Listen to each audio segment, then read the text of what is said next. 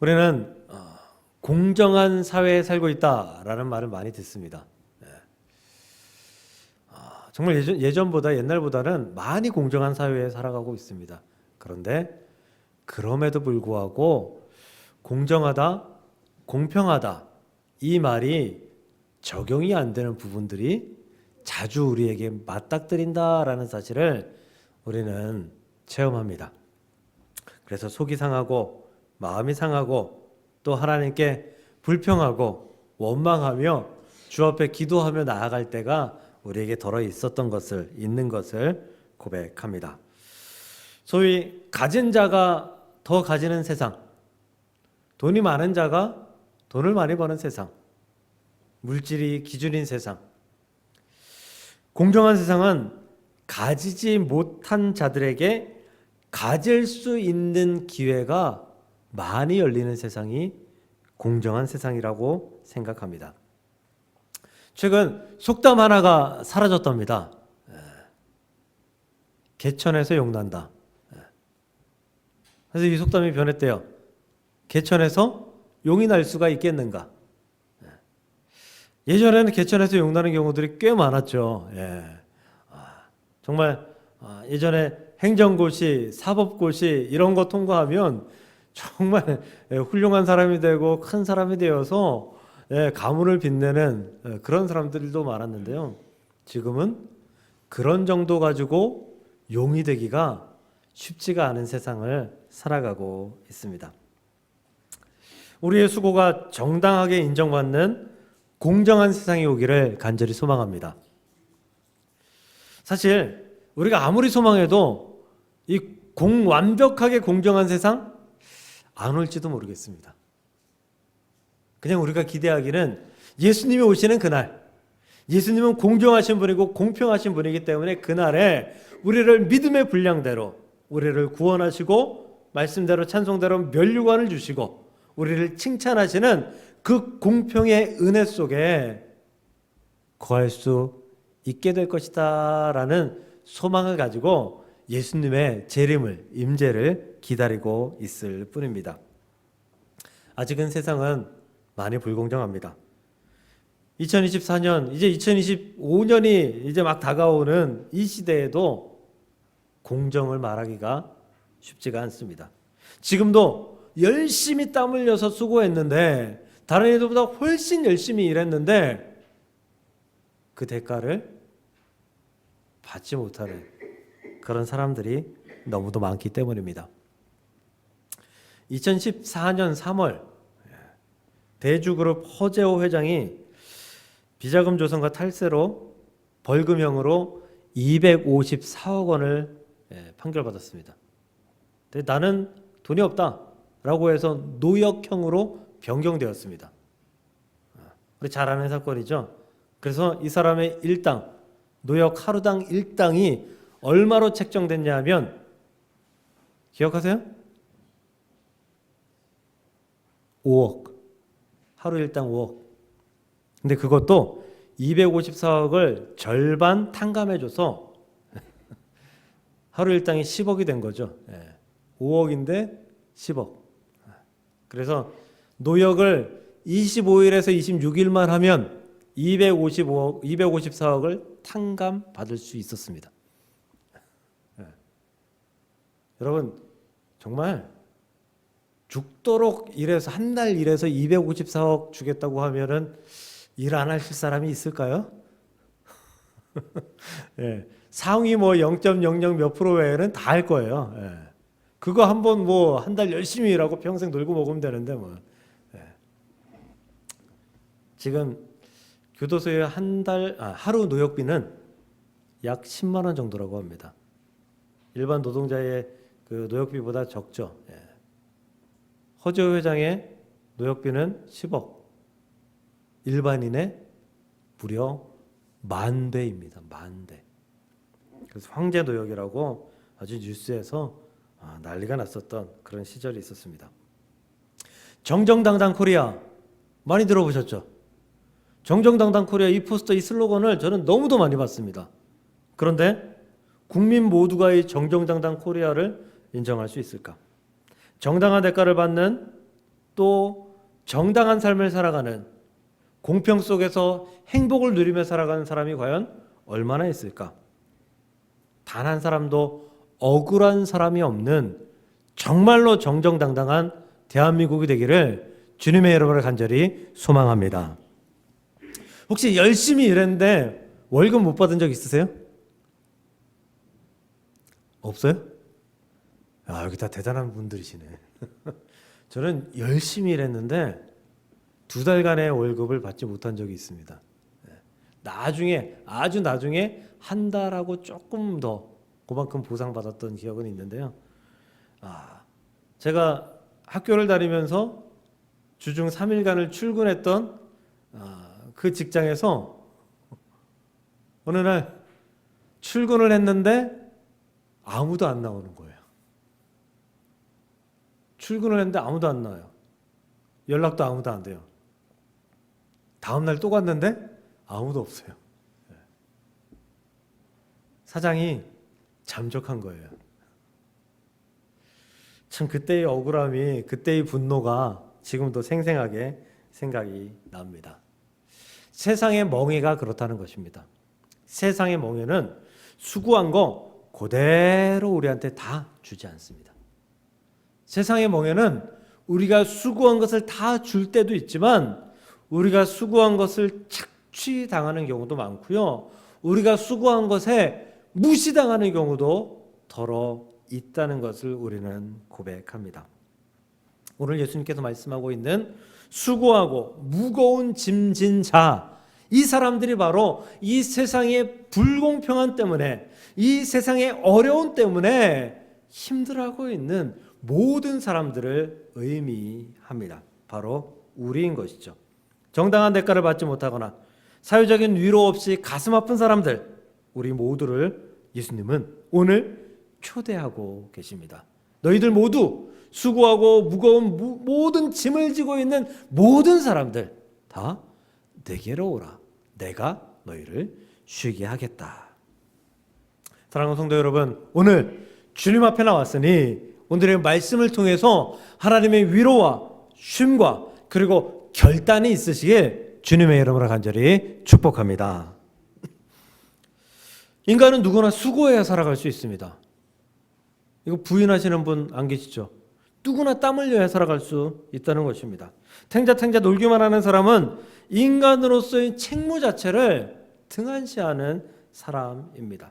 땀 흘려 수고하는 것은 당연한 것입니다. 하나님의 이치입니다. 사실 에덴 동산에서 아담과 하와에게는 큰 수고와 그런 의무가 없었습니다.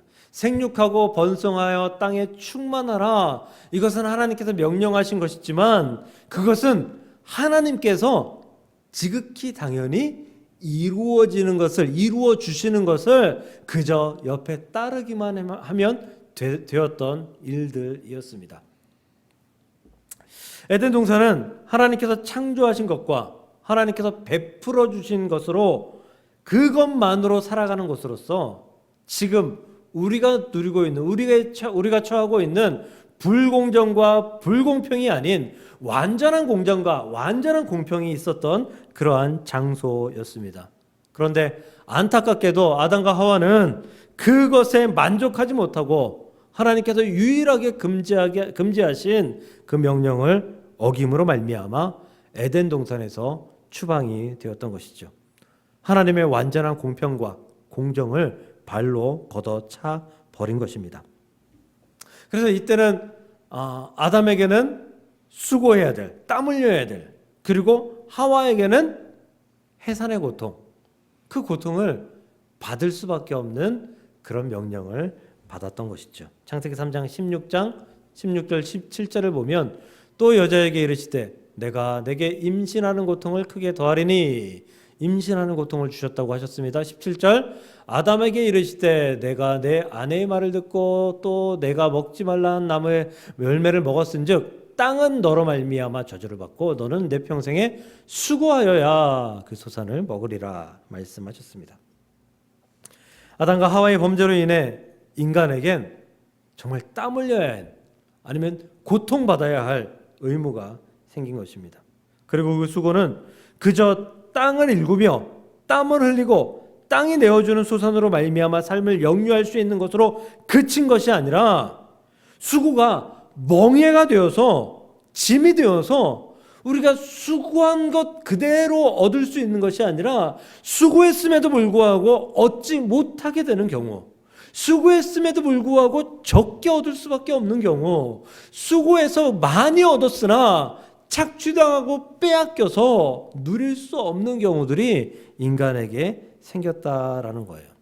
이것은 방금 전에 읽었던 말씀에서 힌트를 얻을 수 있어요. 첫 번째 빨간색 보면 이렇게 돼 있죠. 땅은 너로 말미암아 저주를 받고. 이 말씀은 우리가 곱씹어 보면 땅이 아담과 하와가 범죄하기 전에는 저주를 받지 않았다는 의미예요. 그렇죠? 그렇다면 그 땅은 이전에는 어떤 땅이에요? 수고하면 수고한 가치 그대로 온전하게 공평과 정의를 이루면서 소산을 주었던 땅이었다라는 의미죠. 그렇다면 땅이 저주를 받았다라는 것은 그 땅이 우리가 수고해도 수고한 모든 것을 다 내어주지 않을 수 있는 땅이 되었다라는 의미예요. 이게 세상의 멍해입니다. 죄 때문에 우리가 짊어져야 하는 세상의 멍해라는 것입니다. 그러므로 세상에는 이 불공정함 때문에 우리는 고통을 받고 아파하고 슬퍼하며 낭망하는 지경에 이르기까지 하게 되었다라는 것입니다. 하나님께서 아담과 하와를 내쫓은 세상은 수고해도 먹고 살기 어려운 세상이 되었습니다. 그러나 하나님은 그것으로 끝내지 않아요. 수고해도 먹고 살기 어려운 그 땅에 내어놓고 그대로 끝내지 않아요. 하나님은 창세기 3장 21절에 여호와 하나님이 아담과 그의 아내를 위하여 가죽옷을 지어 입히시니라. 이 가죽옷에 대해서는 설교를 따로 해야 될 것 같아서 설명을 더 이상 하지 않고요. 이 가죽옷을 하나님의 위로함이라고 생각해 봅시다. 하나님은 가죽옷을 입히시며 내가 그럼에도 불구하고 너를 창조하였으니 내가 그럼에도 불구하고 너를 지키리라 말씀하신 그런 하나님의 말씀을 입히셨다라고 생각하면 될 것 같습니다. 세상은 불공평해서 수고한 그대로 다 얻을 수 없을지라도 하나님은 공평한 분이시기 때문에 그 얻지 못해 아파하는 모든 이들에게 위로하셔서 또다시 수고할 수 있는 힘과 능력을 허락하시는 분이다라는 의미인 것입니다. 하나님은 하나님의 위로를 찾는, 가죽옷을 찾는, 하나님께 부르짖는 자들에게 그 믿음대로 공평하게 일하시는 분이시기 때문입니다. 작년인가 돌아가셨죠, 이분이. 그 송명희 씨. 소아마비여서 많은 찬양, 많은 시집이 여러 권 있죠. 6권인가 7권인가 있죠. 꽤 많죠. 많은 우리가 좋아하는 많은 찬양들을 지으셨던 분인데 우리가 정말 잘 부르는 찬양 있잖아요. 공평하신 하나님이 나 남이 가진 건 나 없지만 공평하신 하나님이 나 남이 없는 것 갖게 하셨네. 그 남이 없는 것, 남이 갖지 못한 것이 무엇입니까? 바로 우리가 뒤돌아서 하나님을 찾으면 위로를 가지고 가죽옷을 가지고 우리를 살펴주시는 하나님의 놀라우신 은혜와 역사를 가졌다라는 의미 아니겠습니까? 세상을 바라보면 공평하지 않아요. 아니, 송명희 씨가 세상을 바라볼 때 얼마나 불공평한 세상입니까? 두 다리로 걸을 수도 없고 자신의 손으로 마음대로 쓸 수가 없어서 발로 그 글을 쓸 수밖에 없었던 그녀의 삶이 얼마나 불공평한 삶이겠습니까? 그런데 그녀는 공평을 찬양합니다. 왜요? 하나님이 공평하신 하나님, 위로하시는 하나님, 이 세상을 살아갈 수 있도록 수고하고 무거운 모든 짐진 모든 자들에게 위로하심으로 말미암아 다시금 그 수고를 할 수 있도록 힘과 능력을 주시는 분이다라는 것을 깨달았기 때문에 공평하신 하나님이 된 것입니다. 사랑하는 성도 여러분, 그러므로 여러분들 불공평하다고 여기십니까? 느끼십니까? 마음에 불만이 있습니까? 고통이 있습니까? 아픔이 있습니까? 낭망하십니까? 하나님을 찾으십시오. 뒤돌아서 하나님께 부르짖으십시오.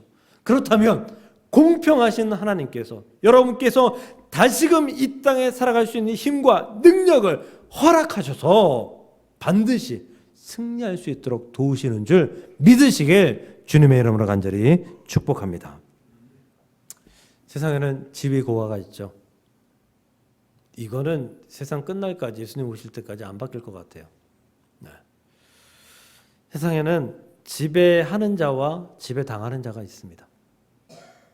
명령하는 자와 복종하는 자가 있습니다. 심지어 억압하고 착취하는 자와 그것을 당하는 자가 존재합니다. 세상의 법칙에서는 위로를 찾는 것이 참 어렵습니다. 세상의 위로는 발톱을 감추고 있는 늑대처럼 자신들의 이익을 감추고 우리를 위로하는 척하는 경우들이 너무도 많습니다. 하지만 공평하신 예수님께는 완전한 위로가 있음을 믿으시길 바랍니다. 오늘 말씀에서 예수님은 그 완전한 위로, 완전한 공평, 그것이 어디로부터 나오는지 말씀해 주고 계십니다. 오늘 말씀 29절입니다. 나는 마음이 온유하고 겸손하니 나의 멍에를 메고 내게 배우라. 그리하면 너희 마음이 쉼을 얻으리니. 예수님이 온유와 겸손으로 말미암아 우리에게 위로와 쉼을 제공하신다라는 거예요. 예수님의 성품 중에서 온유와 겸손 때문에 우리에게 위로할 수 있고 우리에게 쉼을 주실 수 있다라고 말씀하고 있는 것이죠. 지금 대한민국은 정말 역사상 그 어떤 때보다 전 국민이 정치에 관심이 가장 높은 그런 시절에 있습니다. 그렇죠. 예전에는 정치에 대해서 잘 몰라서 간섭하거나 뭐 이렇게 할 수 있는 능력이 없는 사람들이 많았어요. 근데 지금은 아이들까지도 정치에 대해서 이런저런 이야기를 합니다. 그 신문을 보니까 요즘 놀이터에서 유행하는 놀이가 생겼다면서요. 계엄 선포 놀이가 생겼답니다.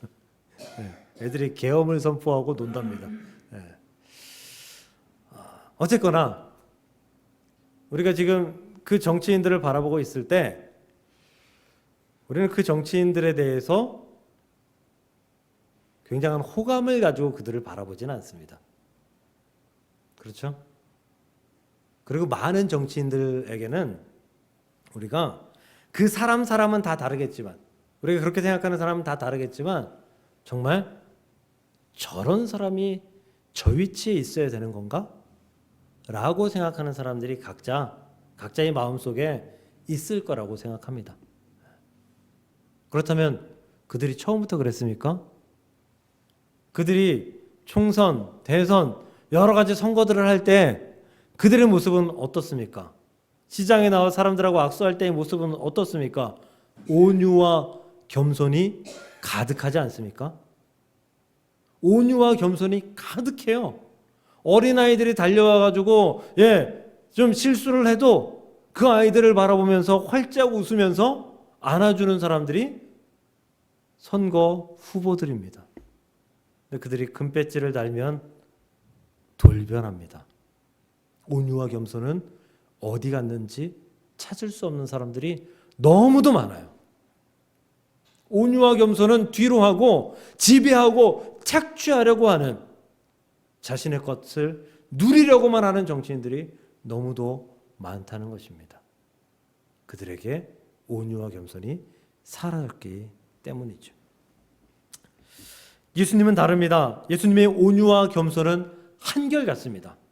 처음부터 끝까지 이 세상에 다시 오실 재림하실 때까지, 아니 영원토록 한결같습니다. 그래서 내게 오라 내가 너를 쉬게 하리라 하신 말씀이 그저 사탕발림이 아니라 예수님의 진정한 말씀인 것입니다. 우리가 죄인이든 아니든 죄가 크든 작든 상관없이 예수님은 온유하심과 겸손하심으로 말미암아 우리를 안아주시고 우리에게 위로하시고 우리에게 쉼을 주시는 분이라는 사실을 믿으시길 바랍니다. 세상은 온유하고 겸손한 척하며 우리를 지배하려고 합니다. 세상은 온유하고 겸손한 척하면서 우리를 명령하려고 합니다. 세상은 온유하고 겸손한 척하면서 우리를 억압하려고 하고 착취하려고 합니다. 하지만 예수님은 끝까지 우리를 위로하려고 하시고 끝까지 명령이 아닌 함께 하려고 하시며 착취가 아닌 먼저 자신을 내어주시며 우리에게 희생하신 분이 예수님이십니다. 그것이 바로 십자가이죠. 그것이 바로 예수께서 우리에게 주시는 위로와 쉼이라는 것입니다. 사랑하는 성도 여러분, 위로와 쉼이 필요하시죠?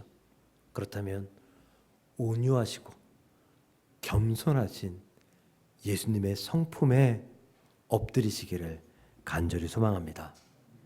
한결같으시고 공평하신 예수님께서 여러분들에게 참된 위로와 참된 쉼을 주시리라 믿습니다. 마지막 세 번째로, 근데 예수님은 위로와 쉼을 누리게는 하시는데 나태한 것은 보시지 않습니다. 무슨 얘기냐? 우리가 위로를 받고 쉼을 얻는다라고 하면 우리가 편안히 늘어짐을 생각하게 됩니다. 행복함을 생각하게 됩니다.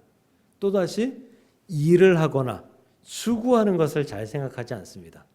그런데 예수님은 위로와 쉼을 주시고 그리고 나서 우리에게 수고할 것을 명령하십니다. 이것이 예수님의 멍에입니다. 29절 다시 보면요. 나는 마음이 온유하고 겸손하니 나의 멍에를 메고 내게 배우라. 나의 멍에를 메고 내게 배우라. 그리하면 너희 마음이 쉼을 얻는다. 예수님은 내가 너의 멍에를 다 대신 짊어져 줄게. 그냥 쉬기만 하면 돼 라고 말씀하시지 않아요. 너희 쉼이 필요하지, 위로가 필요하지. 그렇다면 쉼과 위로와 동시에 멍에도 져야 된다. 나의 멍에도 져야 된다라고 말씀하고 있는 거죠. 예수님의 멍에가 과연 무엇인가요? 예수님의 멍에는 우리를 구원하시는 거였잖아요.